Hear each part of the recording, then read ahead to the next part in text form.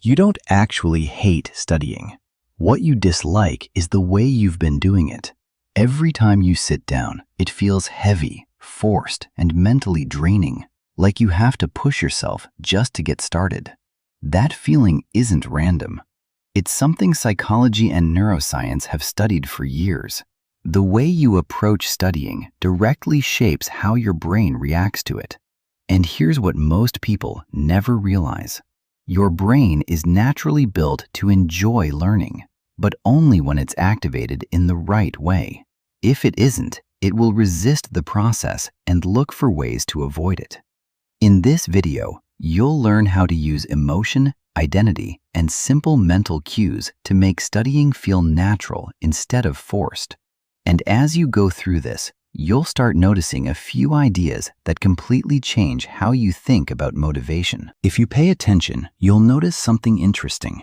Some people study less but remember more.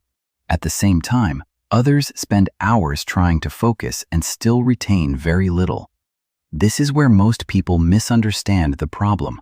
They assume it's about effort or intelligence. It's not. It's about strategy. Your brain doesn't reward effort in the way you expect. It rewards efficiency. When you study in a way that doesn't match how your brain processes information, you waste energy without creating strong memory signals. Over time, your brain starts associating studying with stress and boredom. And once that connection forms, motivation drops even further. So the goal isn't to force yourself harder. It's to change how your brain experiences studying. One of the most effective ways to do that is through emotion.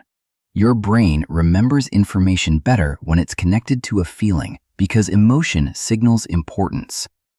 If you study in a neutral or negative state, your brain treats that information as low priority.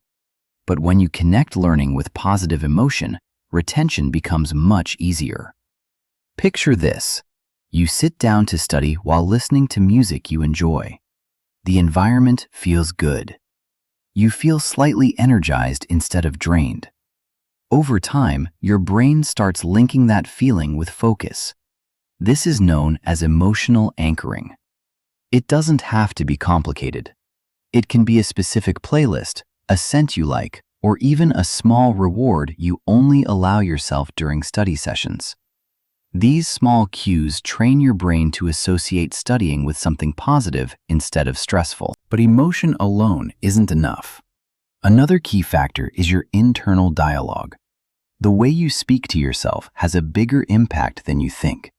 When you say, "I have to study," it creates pressure, and your brain naturally resists pressure. But if you change it to, "I choose to study," everything shifts. "I have to" creates resistance. "I choose to" creates control. That small change moves you from obligation to ownership.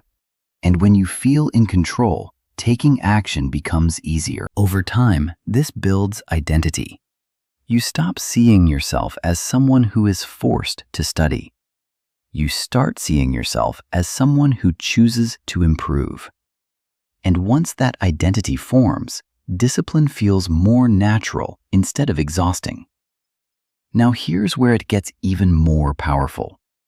There's a technique used by high performers that almost no one applies to studying. It's called visualization. Before you begin, take a moment and imagine yourself finishing your study session successfully. You feel focused, calm, and satisfied. You see yourself completing the task and feeling good about it. This works because your brain doesn't fully separate real experiences from imagined ones. That mental rehearsal activates dopamine and connects studying with reward. So instead of starting with resistance, you start with anticipation. And if you combine this with slow, controlled breathing, you can shift your mental state even faster. Your body relaxes, your mind clears, and focusing becomes easier. This isn't about waiting for motivation. It's about creating the conditions that make action feel natural. But mindset alone isn't enough. Your environment also plays a major role. If you study in bed or in a place where you usually relax, your brain receives mixed signals. That's why you feel sleepy or distracted. Your brain associates that space with rest, not focus. A simple solution is to create a dedicated study space. It doesn't have to be perfect, just consistent. A clean desk, a stable chair, and minimal distractions. Over time, that space becomes a trigger. The moment you sit down, your brain recognizes the pattern and shifts into focus mode automatically. You're not forcing concentration anymore, you're activating it. And here's another powerful method most people ignore: learning by explaining. When you try to explain something in simple terms, your brain is forced to process it more deeply. Instead of just recognizing information, you actually understand it. Imagine teaching a concept to someone who knows nothing about it. If you can explain it clearly, you understand it. If you struggle, you've found the gap. This activates multiple areas of the brain at once, strengthening memory and making learning more engaging. That's why turning information into simple explanations, stories, or analogies makes studying feel less boring and more natural. When you combine these elements, something shifts. Studying stops feeling like a burden and becomes something you can control. You're no longer waiting for motivation, you're creating it.